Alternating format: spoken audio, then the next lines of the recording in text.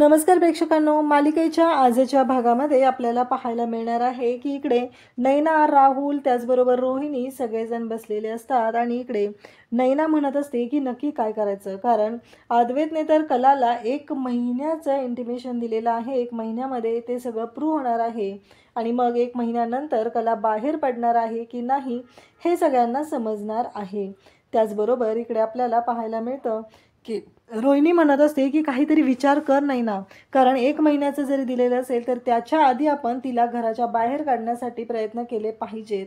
हे सगळं बोलणं चालू झालेलं असतं, परंतु इकडे त्यांना कळतच नसतं की आता करायचं काय आहे. इकडे राहुल म्हणत असतो मी हारलोय, आता तुम्ही शांत व्हा बरं दोघीजणी. राहुलचं हे बोलणं चाललेलं असतं, कारण राहुल म्हणत असतो की मी हारलोय, माझ्याकडनं चूक झालेली आहे खरंच, असं म्हणून तो तिथून निघून जातो. आणि तो म्हणत असतो की आत्ता मी गरम पाण्याने जाऊन शॉवर घेतो, त्याशिवाय मला बरं वाटणार नाही, असं म्हणत राहुल आता तिथून निघून गेलेला असतो. आणि राहुलच्या डोक्यामध्ये वेगळंच चालू झालेलं असतं. मग गरम पाण्याने शॉवर घेणार आहे असं तो सांगत असतो. आणि ज्यावेळेस तो गरम पाण्याने शॉवर घेण्यासाठी निघालेला असतो त्यावेळेस गिझर ही गोष्ट आता नैना आणि रोहिणीच्या लक्षात येते. तेव्हा रोहिणी म्हणत असते आज तुझ्या नवऱ्याने नकळतपणे एक चांगली गोष्ट सांगितलेली आहे, एक चांगली गोष्ट अशी सांगितलेली आहे की ज्यामुळं आता आपल्याला आपली आयडिया वर्क करायची आहे. हे सगळं बोलणं चाललेलं असतं. नैनाला मात्र कळत नसतं. तेव्हा ती म्हणत असते ऐकलंस का, राहुल आता काय सांगून गेला, तो गिझर ऑन करायला गेलेला आहे आणि तो गिझर ऑन करायला गेलेला आहे त्याचाच फायदा आपल्याला घ्यायचा आहे. म्हणजे विचार कर, अद्वैत ऑफिसमधून आल्यानंतर जर त्याने गिझर ऑन केला तर गोष्टी कशा पद्धतीनं होणार आहेत हे तुझ्या लक्षातच येईल, कारण अद्वैतला कसं लागतं सगळं परफेक्ट. मग जर त्यांच्या बाथरूममध्ये जाऊन आपण गिझरचं बटनच जर ऑन केलं तर सगळ्या गोष्टी आपल्या म्हणण्याप्रमाणे होतील, हे सगळं चाललेलं असतं. आणि त्यासोबतच आपल्याला पाहायला मिळतं की जेव्हा हे सगळं चालू असतं तेव्हा मात्र इकडे हे सगळं घडत आहे. आणि त्याचमुळं इकडे पाहायला मिळतं की रोहिणी आणि नैना यांचा प्लॅन सुरू झालेला असतो. रोहिणी आणि नैना यांनी असा प्लॅन केलेला आहे, म्हणजे एवढा घाणेरडा प्लॅन केलेला आहे की एखाद्याचा जीवही जाऊ शकतो त्याचीही त्यांना पर्वा नाही. आणि आता इकडे रोहिणी म्हणत आहे की आपण जायचं आणि त्यांच्या रूममधला गिझर आहे तो ऑन करून ठेवायचा. तेव्हा मात्र नैना म्हणत असते पण याने काय होणार आहे, तर रोहिणी सांगायला सुरुवात करते यामुळे एका गोष्टीचा फायदा होणार आहे, तो असा आहे की अद्वैत परफेक्शनिस्ट आहे आणि त्याला अजिबात ह्या गोष्टी आवडणार नाहीत. आणि हे जर सगळं कलाने केलंय हे जर अद्वैतला कळलं तर मग मात्र वाट लागणार आहे, कारण त्यांच्या रूममध्ये कला आणि तो या दोघांशिवाय दुसरं कोणीही जात नाही. आणि त्यामुळं आता तिथे कलाची तर वाट लागणारच आहे. हे सगळं दोघींचं बोलणं चाललेलं असतं. इकडे सोहम आणि त्याचबरोबर अनामिका बोलत असतात. अनामिका सोहमला मिठी मारते आणि सांगू लागते की मी अजूनही तुला विसरलेली नाही, माझ्या मनात तुझ्याविषयी प्रेम आहे आणि मी फक्त आणि फक्त नेहमी तुझाच विचार करत असते, त्यामुळं मी तुला अजून एकदा विचारत आहे आणि मी त्यासाठीच इथे कोल्हापूरला परत आलेले आहे आणि तुला वारंवार भेटत आहे. त्यामुळं माझ्या मनात तुझ्याबद्दलच्या ज्या भावना आहेत त्या तुला समजल्या पाहिजेत, हा एकच माझा हेतू आहे, असं अनामिका सांगत असते. आणि त्यासोबतच इकडे पाहायला मिळतं की जेव्हा मी तुला भेटायला सुरुवात केली आणि मी पुन्हा नव्याने तुझ्या प्रेमात पडत गेलेली आहे, परंतु तिने आता सोहमला मिठी मारलेली आहे, तिने तिच्या प्रेमाची कबुली सोहमजवळ दिलेली आहे. पण सोहमच्या मनात फक्त आणि फक्त आहे ती म्हणजे काजल. सोहम काजलचा सोडून दुसरा कोणाचाही विचार करू शकत नाही. सोहमच्या मनात फक्त आणि फक्त काजलबद्दलच्या फिलिंग आहेत आणि तो मात्र शांतच तिथे उभा असतो. तो म्हणत असतो एवढ्या तू पटकन मला विचारलेला आहे, त्यामुळं माझा निर्णय घेणं, मला माझं उत्तर देणं थोडासा वेळ लागणार आहे, असं तो तिला सांगत असतो. त्यानंतर तो म्हणत असतो की मला माझा वेळ घेऊ दे, मी त्यानंतर तुझ्याशी या विषयावरती बोलेल. त्यानंतर आपल्याला पाहायला मिळतं की इकडे नैना आता वॉच ठेवायला आलेली आहे. कला कुठं आहे, कला किचनमध्ये काम करत आहे, तर आपल्याला कलाला किचनमध्येच अडकून ठेवायचं आहे, तरच रोहिणी कलाच्या रूममध्ये जाऊन गिझरचं बटन बंद करू शकेल. हा एवढा मोठा प्लॅन चाललेला असतो. तेवढ्यातच आबा आलेले असतात. आबा पाहतात, आबा म्हणतात की कला इथेच आहे, तर मला आत्ताच्या आत्ता कलाशी या विषयावरती बोललं पाहिजे, कलाशी मला बोलून घेतलं पाहिजे, ठरवलं पाहिजे, हे आबांचं बोलणं चाललेलं असतं. आणि आबा म्हणत असतात अगं कला, मला तुझ्याशी बोलायचं आहे. कारण आबांनी कला आणि रजनी या दोघींचंही बोलणं ऐकलेलं असतं आणि त्यामुळं आबांना कलाशी बोलायचं असतं आणि आबा कलाला म्हणतात की जरा ये, मला तुझ्याशी बोलायचं आहे. तेव्हा कला म्हणते की हो. आणि नैनाला मात्र या गोष्टीचा खूप आनंद होतो. नैना मात्र जाम खुश झालेली असते, कारण नैना म्हणत असते एकदा का आता या म्हाताऱ्याच्या रूममध्ये बोलायला गेली म्हणजे यांचं बोलणं काही लवकर संपणार नाही आणि त्या गोष्टीचा फायदा आपल्यालाच होणार आहे. हे सगळं प्लॅनिंग त्या दोघींचं चाललेलं असतं. त्या दोघीजणी याच बाबतीत बोलत असतात आणि त्यांच्या डोक्यात आता विचार चालू झालेले असतात. आता नैना ही रूममध्ये येते आणि त्याचबरोबर इकडे रोहिणीला सांगू लागते. त्याचबरोबर आबा आणि कला बोलत असतात. आबांना कला म्हणत असते काय झालं आबा? तेव्हा आबा म्हणत असतात की हे बघ कला, मी तुला सगळ्या गोष्टी स्पष्टच विचारत आहे. नक्की काय झालं तुझ्या आणि अद्वैतमध्ये हे मला कळलं पाहिजे. त्याचबरोबर इकडे रोहिणी मात्र आता गिझरचं बटन तिथे पिन ऑन करून ठेवत असते, पण तिने बटन तर ऑन केलेलं असतं, पण तिच्या डोक्यात आता पुढच्या गोष्टी सुरू झालेल्या असतात. तेवढ्यात नैना तिथं आलेली असते आणि रोहिणीच्या खांद्यावर ते हात ठेवते. त्या क्षणी रोहिणी घाबरते आणि आता रोहिणी घाबरलेली पाहून लगेचच इकडे नैना मात्र म्हणत असते घाबरलास मॉमीनला तुम्ही? अहो पण एवढं घाबरण्यासारखं कुठं काय झालेलं होतं? हे सगळं ती बोलत असते आणि तेव्हा मात्र इकडे ती म्हणत असते की नाही, घाबरण्यासारखं काही नाही झालेलं, पण तू अचानक आलीस ना आणि ती कला तुला सांगितलंय ना तिच्या बाबतीत लक्ष ठेवायचं आहे म्हणून, मग हे सगळं काय चाललंय तुझं? हे बोलणं सुरू झालेलं असतं आणि त्याचसोबतच पाहायला मिळतं की इकडे नैना म्हणत असते की तुमच्या वडिलांनी तिला बोलवलेलं आहे आणि आता त्यांच्या दोघांचं काही बोलणं लवकर संपत नसतं, त्यामुळं आपलं काम करायला आपल्याला भरपूर वेळ आहे. हे सगळं बोलणं चाललेलं असतं आणि त्याचसोबतच पाहायला मिळतं की नैना बोलत असते. नैना सांगत असते की त्यांनी बोलवलेलं आहे, ती तिकडे गेलेली आहे.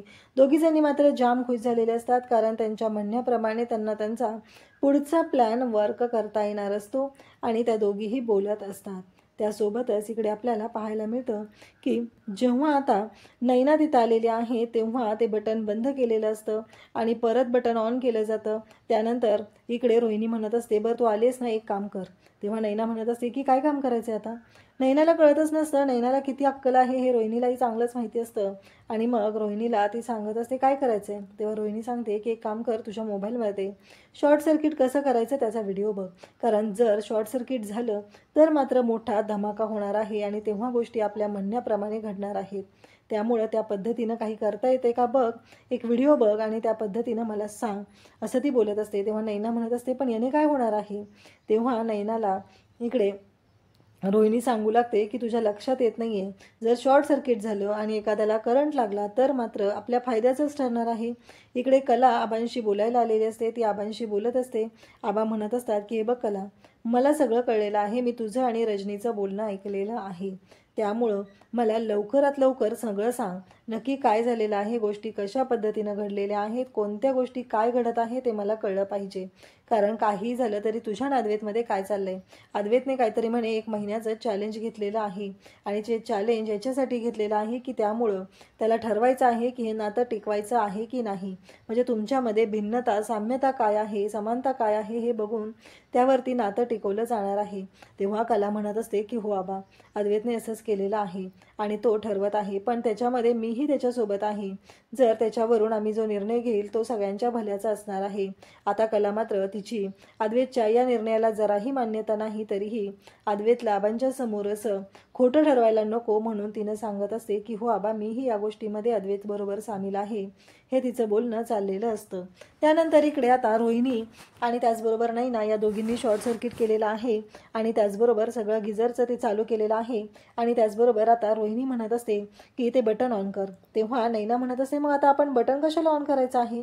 हे तिचं बोलणं चाललेलं असतं आणि तेव्हा मात्र रोहिणी म्हणते की खरंच राहुल आणि तू एकमेकांसाठी परफेक्ट आहात.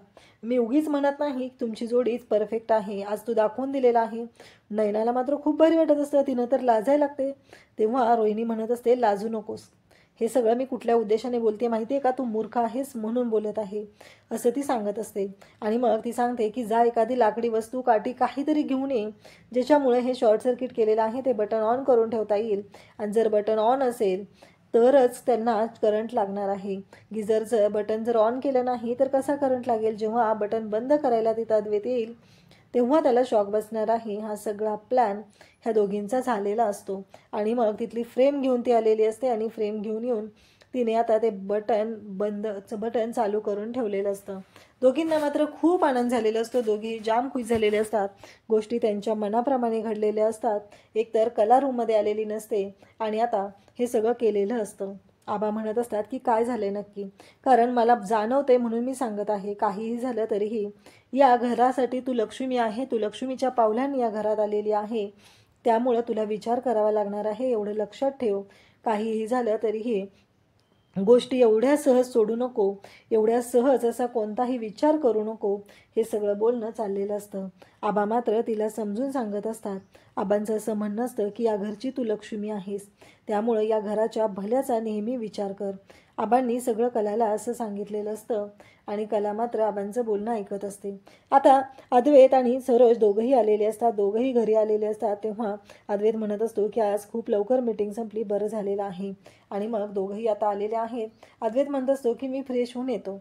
असं म्हणत अद्वैत फ्रेश व्हायला गेलेला असतो. आणि त्याचबरोबर रोहिणी, राहुल सगळेजण आता अगदी साफळा टाकल्यासारखं डाव टाकून बसलेले असतात. त्यांना असं वाटत असतं की आता सगळ्या गोष्टी आपल्या म्हणण्याप्रमाणे होणार आहेत. आणि ते तिघंही हॉलमध्ये बसलेले असतात. त्यांच्या प्लॅनिंगप्रमाणे त्यांना गोष्टी करायच्या असतात. आबांना आता कलाने सांगितलेलं असतं की हो चांगलं असं म्हणणं आहे. आणि आबाही कलाला म्हणत असतात की मला माहिती आहे की तो जो निर्णय घेशील तो मनापासून घेशील आणि त्याचबरोबर या घराचा मी सांगितलेल्या माझ्या संस्कारांचा तू विचार करशील असं आबा कलाला सांगत आहेत. त्याचबरोबर कला निघत असते आणि पुन्हा ती थांबते आणि आबांना सांगू लागते की आबा मला तुम्हाला बोलायचं होतं एका गोष्टीवरती. मी आईकडे गेले होते ना दुपारी, तर तिथे ना मला एक पॅम्पलेट मिळालं आणि त्याच्यावरती जुनी मूर्ती होती आणि त्याच्यावरचं नाव कला आबांना सांगत असते. आणि तेवढ्यातच अद्वैतचा आवाज येतो. आबा आणि कला दोघंही धावत जातात. नक्की काय झालेलं आहे? तर तिथं आल्यानंतर कला विचारू लागते काय झालं चांदेकर? तेव्हा अद्वैत मात्र भयानक चिडलेला असतो आणि तो म्हणू लागतो तुला कळतंय का तू काय केलेलं आहे? सकाळपासून गिझर ऑन केलेला आहेस आणि तो तसाच ठेवलेला आहे. आणि त्याचबरोबर इकडे जेव्हा कला म्हणत असते की नाही मी गिझर ऑन केलेलाच नाही आणि मी ऑन कशाला ठेवेल गिझर, कारण गिझर तर मी सकाळीच बंद केलेला आहे. तेव्हा अद्वैत म्हणत असतो मला सांग आपल्या बाथरूममध्ये दुसरं कोण येणार आहे? कारण प्रत्येकाच्या रूममध्ये सेपरेट बाथरूम आहेत. प्रत्येकाच्या रूममध्ये सेपरेट गिझर आहे. मग आपल्या रूममधला गिझर आपल्या दोघांशिवाय दुसरं कोण वापरणार आहे? असं म्हणत तो कलावरती ओरडू लागतो. कलाला बोलत असतो. कलाला म्हणत असतो की हे सगळं तुझ्यामुळे झालेलं आहे. या सगळ्याला तू जबाबदार आहे असं म्हणत तो कलावरती ओरडत आहे आणि कलाला म्हणत आहे की या सगळ्या गोष्टी तुझ्यामुळे झालेल्या आहेत आणि काहीही झालं तरीही आता या सगळ्या गोष्टींवरती उपाय तुलाच काढावा लागणार आहे. हे सगळं बोलणं चाललेलं असतं. तेव्हा नैना म्हणत असते काय चाललंय कला हे सगळं तुझं? तू हे सगळं मुद्दामून केलेलं आहेस का? नाही बरोबर आहे, आपल्या घरी आपण बंब वापरतो हे मला माहिती आहे, परंतु तू विसरून गेलेली आहेस का आपल्या घरी आपण कशा पद्धतीने ह्या सर्व गोष्टी करत होतो? मान्य आहे मला, पण इथे आता गिझर वापरायचा आहे तरीही तुला प्रॉब्लेम येत आहे का? हे सगळं बोलणं चाललेलं असतं. आणि त्यासोबतच इकडे पाहायला मिळतं की कलाला मुद्दामच आता नैनाही बोलायला लागलेली असते आणि ती नैनाशी नैनाही मुद्दाम कलाला दोष देत असते. तेव्हा कला म्हणत असते की हे बघ नैनाताई मी काही केलेलं नाहीये. अद्वैत म्हणत असतो की आता तरी ऐकून घे, कारण कधीच तुला ऐकून घ्यायचं नसतं. तुला तुझ्याच गोष्टी खऱ्या करायच्या असतात आणि आत्ताही तू तेच करत आहे. कला म्हणत असते की मी स्वतःहून गिझर बंद केलेला आहे. तेव्हा सरोज म्हणत असते की आता तरी ऐकून घे, कारण या मुलीला कधीच तिची चूक मान्य करायची नसते आणि प्रत्येक वेळेस तिने मात्र बोलतच असते. तिच्या चुका तिला मान्य करायच्या नसतात. पण कलाची जर चूकच नाही तर तिने का मान्य करायची? कारण कलाने जर बटन ऑनच ठेवलेलं नाही तर तिने ते का मान्य केलं पाहिजे? कारण प्रत्येक वेळेस कलाला दोष दिला जातो, कलावरती आरोप केले जातात आणि कलालाच दोषी ठरवलं जातं. तेव्हा आबा म्हणत असतात बास झालं आता, तिनं सांगते ना नाही ठेवलेला तिने. तेव्हा मात्र सरोज म्हणत असते की आबा आता सगळ्या गोष्टी तुमच्या समोर घडलेल्या आहेत तरीही तुम्ही त्याच मुलीची बाजू घेणार आहात का? असं आबा बोलत असतात. आणि तेव्हा मात्र आबांना सरोज बोलत असते तेव्हा मात्र आबा म्हणत असतात की बाद झालं, आता कोणीतरी ते बटन बंद करा पहिलं. आणि मग सरोज सगळेजण आता कलाला दोष देत आहेत आणि त्या सगळ्या आगीत तेल ओतायचं काम करत आहे. ती म्हणजे नैना आणि रोहिणी. त्या दोघीजणी मुद्दामूनच कलाच्या बाबतीत अजून भडकवलं जात असतं. सगळेजण तिथं असतात आणि मग आता अजूनही ते बटन ऑनच आहे असं अद्वैत जेव्हा सांगतो तो म्हणत असतो की तुला तुला कळणार नाही, तुला असं वाटेल की मी खोटं बोलतोय म्हणून मी त्या बटनाला हातच लावलेला नाही. ते बटन अजूनही ऑनच आहे, एवढं लक्षात ठेव. कारण काहीही झालं तरीही आत्ता ज्या गोष्टी घडत होत्या आणि ते तू विश्वास ठेवणारच नाही हे मला माहिती होतं. म्हणूनच मी पुन्हा ते बटन बंद केलेलं नाही. तेव्हा आबा म्हणत असतात की आत्ताच्या आत्ता ते बटन बंद करा. आणि ते बटन बंद करायला पुढे जात असते ती म्हणजे सरोज. आणि इकडे नैना म्हणू लागते की थांबवा ना तुम्ही त्यांना, असं काय करताय, मॉमीनला थांबवलं पाहिजे त्यांना, असं म्हणत हे सगळं बोलणं सुरू झालेलं असतं. आणि त्यासोबतच इकडे नैनाला रोहिणी म्हणत असते जाऊ दे ना, अद्वैतसाठी त्याची आई किती महत्त्वाची आहे हे आपल्याला माहितीच आहे. आणि त्यामुळं आता जरी अद्वैतसाठी तिथे सरोज जर पडली तर किती मोठा धमाका होणार आहे याचा विचार कर. आणि ती गोष्ट मात्र आपल्या फायद्याची असणार आहे असं म्हणत तिने आता इकडे नैनाला थांबवत असते आणि म्हणत असते जाऊ दे, तिलाच जाऊ दे, तिलाच करू दे, तिनं जर बंद केलं तरच आपला फायदा होणार आहे. ह्या सर्व गोष्टी चाललेल्या असतात. आणि मग आता बटन बंद करायला तिथं जाते ती म्हणजे सरोज. या दोघींना माहीत असतं की सरोजने बटन बंद केल्यानंतर काय होणार आहे. या सर्व गोष्टी माहिती असल्या तरीही नैना आणि रोहिणी मात्र मूग गिळून गप्प बसलेले असतात. त्यांच्या डोक्यात जराही येत नाही की यामध्ये सरोजचा जीव जाऊ शकतो. सरोज आता बटन बंद करायला जाते. इकडे अद्वैत मात्र कलाला दोष देत असतो आणि त्यावेळेसच घडतं असं ती म्हणजे की सरोज कोसळते. सरोजला आता शॉक लागलेला असतो आणि मग अद्वैत कला धावत जातात. सरोजला तिथे सांभाळू लागतात कारण सरोजला खूप मोठा शॉक लागलेला असतो. ती बेशुद्ध पडलेली असते. अद्वैत तिला उठवण्याचा प्रयत्न करत असतो पण ती काही बोलत नसते. आणि त्यासोबतच अद्वैतलाही आता काळजी वाटायला लागलेली असते. नक्की आईला काय झालेलं आहे, आईला एवढा मोठा करंट कसा लागला हा प्रश्न त्याला पडलेला असतो. आई उठ असं म्हणत असतो तेव्हा नैना पुन्हा म्हणत असते की म्हणजे सरोज मामीला एवढा मोठा शॉक लागलेला आहे, म्हणजे हे शॉर्ट सर्किट झालेलं होतं. हे सगळं बोलणं तिचं चाललेलं असतं. तेव्हा आबाही तिथं असतात, सगळेजण तिथं असतात, सगळेजण बोलत असतात. परंतु अद्वैत म्हणतो की आत्ताच्या आता राहुल जा डॉक्टरांना कॉल कर, जा डॉक्टरांना बोलव, असं म्हणत राहुलला डॉक्टरांना कॉल करायला सांगितलं जातं. सरोजला उचलून कला म्हणते की आपण दोघंही त्यांना पकडूया आणि इथून बाहेर घेऊन जाऊया. हे सगळं चाललेलं असतं. आणि त्याचबरोबर इकडे आपल्याला पाहायला मिळतं की अद्वैत जेव्हा हे सगळं बोलत असतो तेव्हा नैना आणि रोहिणी दोघीही प्लॅन करत आहेत. तो म्हणजेच की आता काहीही करून आपल्याला या सगळ्यामध्ये आता मोठा बॉम्ब फोडायचा आहे. आता बघ कसा धमाका होतोय, कारण इथे आता धक्का बसलेला आहे तो म्हणजे सरोजला एवढा मोठा धक्का बसलेला आहे. त्यामुळं अद्वैतची अवस्था काय होणार आहे हे सगळ्यांनाच माहिती असतं. आबांनाही हेच गोष्ट माहिती असते. तेव्हा ते बटन आता शॉर्ट सर्किट कसं झालेलं आहे हा प्रश्न मात्र पडलेला असतो. आणि त्याचबरोबर आबा बोलत असतात. आबा म्हणत असतात की काहीही झालं तरीही इकडे आपल्याला पाहायला मिळतं की कलाला आता सगळे दोष देत असतात. त्याचबरोबर रजनी म्हणत असते की वहिनी बोलत का नाही आहेत, काय झालंय, वहिनींनी बोललं पाहिजे, असं रजनी म्हणत असते. आणि अद्वैत आणि कला दोघेही घेऊन जातात. तेव्हा आबा म्हणत असतात की आधी ते बटन बंद करा. मग कला जाते, तिथून बाहेरून काठी आणते आणि त्या काठीने ते गिझरचं बटन ती बंद करते. त्याचबरोबर सरोज मात्र आता बेशुद्ध असते. अद्वैत तिला उठवण्याचा प्रयत्न करत असतो पण सरोज काही लवकर शुद्धीवर येत नसते. कला म्हणत असते की आपण त्यांना रूममध्ये घेऊन जाऊया आणि मग रूममध्ये घेऊन गेल्यानंतर मग त्यांना आपण सांभाळूया, असं कलाचं म्हणणं चाललेलं असतं. कला मात्र अद्वैतला आधार देते. अद्वैत आणि कला दोघंही मिळून आता सरोजला रूमकडे घेऊन चाललेले असतात. आणि इकडे सरोजला ते घेऊन चाललेले आहेत. सरोज आता चालत अद्वैत आणि कला यांनी पकडलेला आहे, आधार दिलेला आहे आणि ते रूममध्ये चाललेले असतात. इथे रूममध्ये आल्यानंतर आता अद्वैत आईला उठवत असतो. ती काही जागी होत नसते. तेव्हा डोळे उघडले पाहिजे, ती अनकॉन्शियस होत चाललेली असते. तेव्हा अद्वैत म्हणतो की तुम्ही सगळेजण बाहेर जा, मी इथे एकटा आहे, मी हँडल करेल या गोष्टी, असं अद्वैत सांगत असतो. आणि त्याचबरोबर इकडे पाहायला मिळतं की जेव्हा हे सगळं घडत आहे तेव्हा आबा तिथे असतात. सरोजला गरगरल्यासारखं होत असतं. राहुल म्हणत असतो की डॉक्टर यायला लागलेले आहेत. मी डॉक्टरांना सांगितलेलं आहे, परंतु डॉक्टर म्हणाले की मी येतो स्वतः. मी त्यांना बोललो होतो मी तुम्हाला घ्यायला येतो, पण डॉक्टर म्हणालेले आहेत की ते स्वतःच येत आहेत. आणि अद्वैतला त्यांनी सांगितलेलं असतं की डॉक्टर स्वतःहून येत आहेत, त्यामुळं काळजी करू नकोस. अद्वैत म्हणत होतो की तुम्ही सगळेजण बाहेर जा, मी इथे आईला हँडल करत आहे. तिला इथे सगळेजण इथे राहिल्यामुळं सफोकेट होत आहे, आपल्याला आईची मदत करणं गरजेचं आहे. तेव्हा आबा म्हणत असतात की अरे पण अद्वैत.